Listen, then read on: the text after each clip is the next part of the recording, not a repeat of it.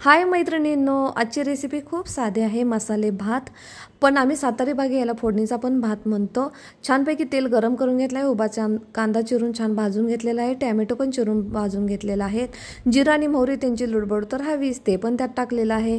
नंतर मोठं लसूण, खोबरं आणि कोथिंबीर मी वाटून घेतलेलं आहे. मोठंच वाटून घेतलं आहे. मला पाणी घातलेलं वाटण आवडत नाही.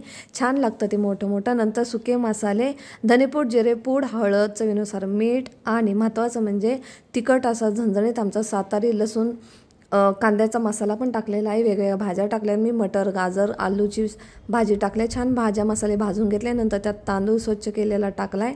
नंतर जसं शिजल तेवढ्यापुरतं पाणी टाकलेलं आहे. छान असं कमी गॅसवर आणि कमी पाण्यात छान शिजून घ्यायचं, म्हणजे टेस्ट मसाल्यांची छान लागते.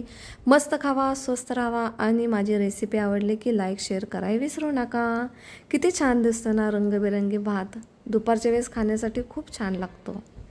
मस्त खावा, स्वस्त राहावा.